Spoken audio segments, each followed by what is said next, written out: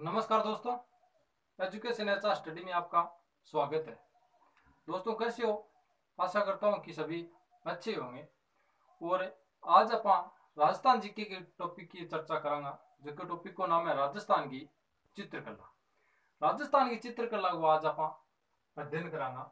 तो राजस्थान की जो चित्रकला है वो सबसे पहले तो बात आती है कि ये दूसरी शैली का प्रभाव रहा राजस्थान की चित्र शैली में।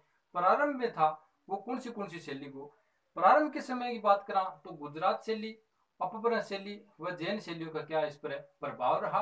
और इसके बाद में धीरे धीरे मुगलों की चित्र शैली भी इसमें शामिल हो गई और मुगलों का अपनी राजस्थान की चित्र शैली पर प्रभाव हो गया। तो बाद में क्या हुआ कि राजस्थान की चित्र शैलियों के विभाजन हुआ। क्या हुआ? विभाजन हुआ। और सर्वप्रथम विभाजन की बात करा तो विभाजन किसने किया? तो वो किया था किसने? आनंद कुमार स्वामी ने। आनंद कुमार स्वामी ने सर्वप्रथम राजस्थान की चित्र शैली को विभाजन है वो किसने किया?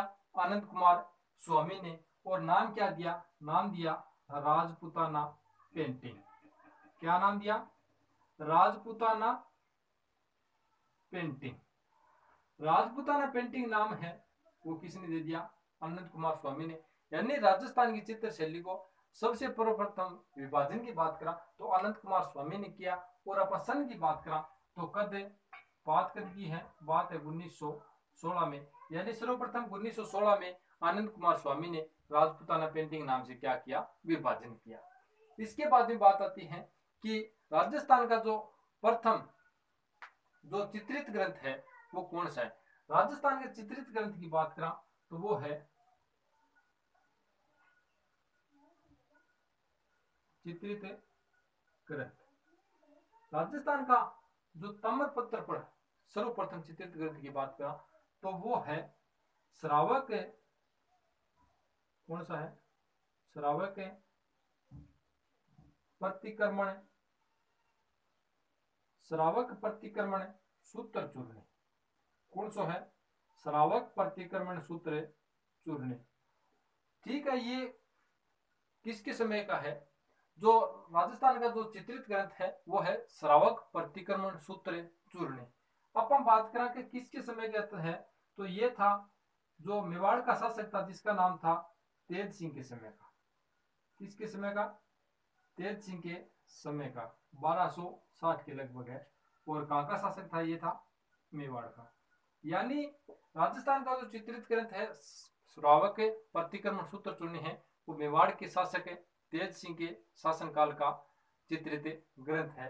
कद का? 1260 की। अब आप बात करा कि लिखित राजस्थान का लिखित चित्रित ग्रंथ की बात करा। लिखित चित्रित ग्रंथ कौन सा है? राजस्थान का लिखित चित्रित ग्रंथ की बात करा तो वो है कौन सा? सुपासना है। कौन सा है? वो है सुपासना है।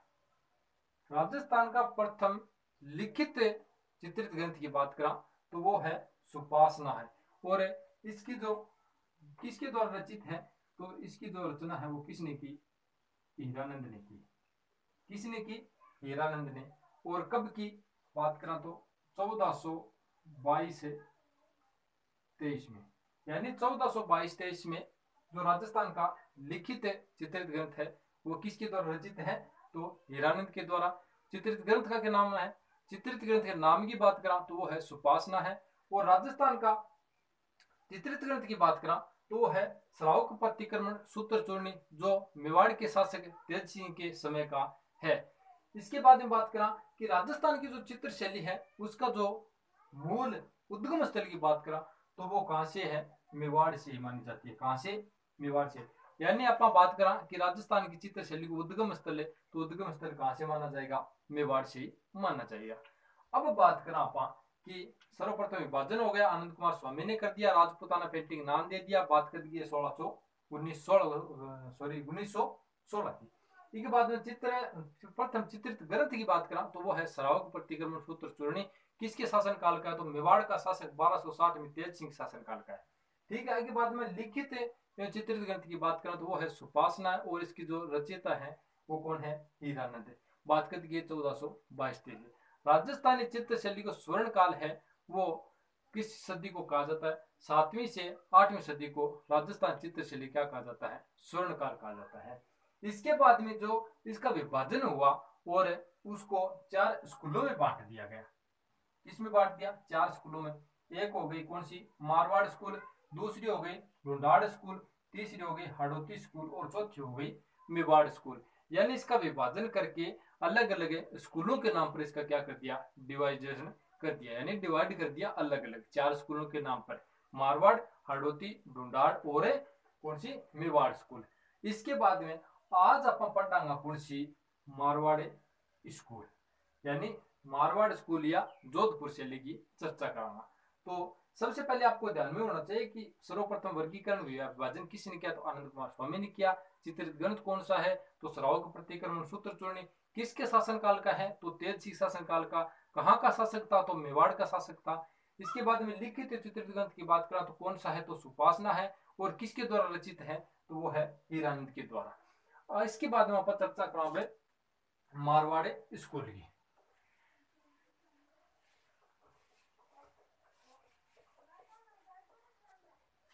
आज अपन बात करा कौन सी की, मारवाड़ स्कूल की, यानी मारवाड़ या जोधपुर। इसकी क्या थी, 4 उपशैली थी। मारवाड़ स्कूल या जोधपुर शैली की कितनी उपशैली, 4 उपशैली। कौन सी, ये तो हो गई जोधपुर। यहां पर थी कौन सी, किशनगढ़, ये है उपशैली। किसकी उपशैली है, किशनगढ़। तो कौन सी की है, जोधपुर शैली की उपशैली है। इधर थी एक जैसलमेर, और एक और थी जो थी बीकानेर। यानी मारवाड़ शैली की जो उपशैली है वो कौन सी है, तो जैसलमेर शैली, बीकानेर शैली, किशनगढ़ शैली किसकी उपशैली है, तो वो किसकी है, मारवाड़ या जोधपुर की उपशैली है। तो मारवाड़ उपशैली की जो मारवाड़ शैली थी इसकी 3 और उपशैली थी, कौन सी, जैसलमेर, बीकानेर और किशनगढ़। हाँ, ये जो क्षेत्र था ये कौन सा था, ये मरुस्थल था। ठीक है, मरुस्थल में क्या पाया जाता है, मरुस्थल में ऊंट हो गया और घोड़े हो गए। ठीक है, इसके बाद में घोड़े तो एक दो और भी मिल जाते हैं, ऊंट है। मुख्य विशेषता यहाँ पर क्या चीज, जो चित्रकार यहाँ पर जो देखते थे वही चित्र बनाते थे। तो यहाँ पर क्या थे, ऊंट थे, और कई रेत के बड़े बड़े टिल्ले, और अपन चीज की देखा तो यहाँ पर घोड़े, झाड़ियों के वृक्ष वगैरह, जो जिस क्षेत्र में जहाँ के चित्रकार देखते थे वैसे चित्र बनाते थे। ये क्षेत्र था जो था मरुस्थल। इसकी बात है, इस पे थोड़ा सा अचंभित होता है कि भाई किशनगढ़ शैली मारवाड़ की उपशैली थोड़ी है, यानी अलग भी हो सकती है। लेकिन ध्यान में रखना जो किशनगढ़ शैली है वो मारवाड़ की ही क्या है, उपशैली है। अब आप बात करा कौन सी की, जोधपुर की। जोधपुर की बात करा तो जोधपुर शैली का जो विकास है वो किसके समय हुआ, तो जोधपुर शैली का विकास है वो किसके समय हुआ, मालदेव के समय। मालदेव के समय, यानी जोधपुर शैली या मारवाड़ शैली का सर्वाधिक विकास है वो किसके समय हुआ, मालदेव के समय। एक बात आती है कि भाई विकास तो हो गया, ठीक है, इस पे जो मारवाड़ शैली है उस पे मुगलों का प्रभाव किसके समय में आया, तो मुगलों के प्रभाव की बात करें तो जोधपुर का जो राजा था वो मुगलों की दीनता स्वीकार करने वाला प्रथम राजा कौन था, तो वो था मोटा राजा उदय सिंह। यानी मुगल प्रभाव की बात करें आप कि मारवाड़ शैली पर मुगल प्रभाव कब आया, मुगल प्रभाव की बात करा तो किसके समय में आया, तो आएगा मोटा राजा उदय सिंह के समय। किसके समय, मोटा राजा उदय सिंह समय। यानी मारवाड़ शैली पर मुगल प्रभाव कब आया, किसके शासन काल में आया, तो ये जो प्रश्न बनता है किसके शासन काल में आया, तो मोटा राजा उदय सिंह के काल में आया। और अगर मारवाड़ शैली के विकास की बात करें सर्वाधिक विकास किसके समय हुआ, मालदेव के समय। अब बात करें आप कि यहाँ की शैली का रंग कैसा था, यहाँ की शैली के पशु पक्षियों के चित्र ज्यादा किस पशु पक्षियों के मिले, पशु पक्षियों में, और यहाँ का प्रसिद्ध चित्र, प्रसिद्ध चित्र, और बाद में बात आती है यहाँ के चित्रकार। कौन कौन है प्रसिद्ध, ये बात आती है। विकास है मालदेव के समय, मुगल प्रभाव किसके समय आया, तो मोटा राजा उदय सिंह के समय। अगर रंग की बात करा तो अब देखो मैंने आपको एक लाइन लिखाई है, जोधपुर के पीले आम ऊंट व घोड़ों पर लाए लेकिन चील व कोए खा गए। यानी इस एक लाइन से जैसलमेर, जोधपुर और बीकानेर तीनों की क्या है, जो रंग, पशु पक्षी, प्रसिद्ध चित्र है वो क्या है, सब शामिल हो जाए। अब आप रंग की बात करा तो मारवाड़ शैली में सर्वाधिक किस रंग का प्रयोग हुआ है, तो रंग की बात करा तो किस रंग का प्रयोग हुआ है, तो पीले रंग का, यानी जोधपुर के पीले आम, यानी कौन से रंग की, पीले रंग का प्रयोग है। पशु पक्षी की बात करा तो देखो ये जो थार का मरुस्थल है, यहाँ पर और तो कुछ पाए नहीं जाते हैं। यहाँ पर आपने सर्वाधिक किया ऊंट आ, तो यहाँ का चित्रकार क्या देखा, ऊंट देखा, ऊंट बना दियो। घोड़े देखे, घोड़े बना दिए। चील देखी, चील बना दिए। कौवे देखे, कौवे बना दिए। तो यहाँ पर जो चित्रकार थे, जो जिस चीज को देखते थे उसी का चित्र बनाते थे। तो सर्वाधिक पशु पक्षियों की बात करा तो यहाँ पर क्या बना, किस ज्यादा पशु पक्षियों के जो चित्र बने हैं, तो वो बने हैं ऊंट, घोड़े, ऊंट, घोड़े, चील, कौवे, यानी ऊंट, घोड़िया, चील, कुआ आदि का चित्र है वो ज्यादा सर्वाधिक है किस जो शैली पे बने हैं, तो वो बने हैं मारवाड़ शैली पे। अब बात करें कि यहाँ का प्रसिद्ध चित्र, मारवाड़ शैली का जो प्रसिद्ध चित्र था वो था डोला मारू। कौन सा था, डोला मारू। और बाज बहादुर, बाज, डोला मारू, बाज बहादुर, रूपमती, सोनी महिवाल, ये जो प्रसिद्ध चित्र है वो किस शैली के थे, तो ये थे मारवाड़ शैली के। यानी अपन बात की कर रहा मारवाड़ या जोधपुर शैली के। जोधपुर शैली को प्रसिद्ध चित्र है डोला मारू। जो प्रसिद्ध चित्र है वो किस चित्र शैली का है, तो वो हो गया अपना कौन सी का, मारवाड़ या जोधपुर चित्र शैली का। और बाज बहादुर, रूपमती, सोनी महिवाल है वो किसके प्रसिद्ध चित्र हैं, तो मारवाड़ शैली के प्रसिद्ध चित्र हैं। अब आप बात करा चित्रकार, तो जोधपुर जो चित्र शैली थी उसके चित्रकार की बात करा तो यहाँ के जो चित्रकार थे शिवदास, वीरजी, अमरदास आदि जो चित्रकार थे वो किस चित्र शैली के थे, वो थे मारवाड़ चित्र शैली के। यानी शिवदास, वीरजी, अमरदास आदि चित्रकार ये किसके वे, मारवाड़ शैली के। तो ये बात हो गई अपनी कौन सी शैली की, जोधपुर शैली की। अब आप बात करा कौन सी शैली पर, अब आप बीकानेर शैली पर। बीकानेर शैली में बात करा आप कि बीकानेर शैली प्रारंभ किसके समय हुई, तो प्रारंभ हुई थी किसके समय, राय सिंह के समय। बीकानेर शैली का प्रारंभ किसके समय से माना जाता है, राय सिंह के समय। अब प्रारंभ की बात करा तो किसके समय में मानी जाती है, राय सिंह समय। अब हम बात करा मुगल प्रभाव कब आया, बीकानेर शैली पर मुगल प्रभाव की बात करा तो मुगल प्रभाव यानी बीकानेर का कौन सा शासक था सबसे पहले देनता स्वीकार की, तो वो था बीकानेर का शासक था कल्याणमल। यानी बीकानेर शैली पर मुगल प्रभाव कब आया, तो वो आया था किसके समय आया था, कल्याणमल के समय। किसके समय आया था, कल्याणमल के समय। यानी बीकानेर शैली का प्रारंभ रायसी के समय और मुगल प्रभाव किसके समय आया, तो वो आया था कल्याणमल के समय। अब हम बात करा कि बीकानेर शैली का स्वर्ण काल, बीकानेर शैली के स्वर्ण काल की बात करा तो बीकानेर शैली का जो स्वर्ण काल है वो किसके शासन काल को कहा जाता है, तो अनूप सिंह के शासन काल को बीकानेर शैली का स्वर्ण काल कहा जाता है। प्रारंभ रायसी के समय, मुगल प्रभाव कल्याणमल के समय। और अपन बात करा कि जो इसका स्वर्ण काल है वो किसके समय आया, तो वो आया था अनूप सिंह समय। अब भाई बात कि यहाँ पर वही रंग कैसे, सेम टू सेम वही रंग, कौन सा, किस रंग का बीकानेर शैली में सर्वाधिक किस रंग का प्रयोग हुआ, बस इस तीनों में यही से लेंगे, जैसलमेर, बीकानेर और जोधपुर शैली में। इसमें थोड़ा सा अलग हो जाएगा। तो बीकानेर शैली का रंग की बात करा तो रंग कौन सा हो जाएगा, पीला। यहाँ पर पशु पक्षी वही मरुस्थल का इलाका था, वही ऊंट, घोड़े, कौवे, चील वगैरह आदि पशु पक्षियों के जो सर्वाधिक चित्र वो किस शैली में बने थे, तो वो बीकानेर शैली। बीकानेर शैली किसकी उपशैली है, तो वो जोधपुर शैली की। तो बीकानेर शैली के जो रंग की बात करा तो पीला। पशु पक्षी की बात करा तो वही पशु पक्षी ऊंट, घोड़े, चील व कौवे। अगर चित्रा की बात करा तो यहाँ का जो भगवत पुराण नामक जो राजसिंह के समय का जो एक चित्रित है उसको माना जाता है। इसके बाद में बात करा आपा किसका, जैसलमेर का। अपन बात करा किसकी, जैसलमेर का। जोधपुर हो गया, बीकानेर हो गया, और अपन बात करा जैसलमेर की। जैसलमेर की सबसे प्रमुख विशेषता की बात आती है तो जैसलमेर की प्रमुख विशेषता वो है कि कौन सी मारवाड़ शैली की कौन सी उपशैली है जिस पर मुगलों का प्रभाव नहीं रहा, तो वो है जैसलमेर शैली। यानी जैसलमेर शैली पर है वो कभी भी मुगलों का प्रभाव नहीं रहा।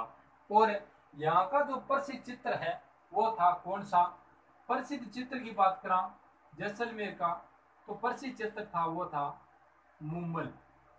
कौन सा था, मुम्मल। यानी मुम्मल कौन थी, ये मुम्मल लोधरवा की राजकुमारी थी। तो मुम्मल जो प्रसिद्ध चित्र है वो किस शैली के हैं, तो जैसलमेर शैली के। अगर बात करा ये प्रश्न बन जाए कि मुम्मल जो प्रसिद्ध चित्र है वो किस शैली की उप शैली का है, तो उप शैली कौन सी हो जाएगी, जैसलमेर। और शैली कौन सी हो जाएगी, जोधपुर या मारवाड़ शैली।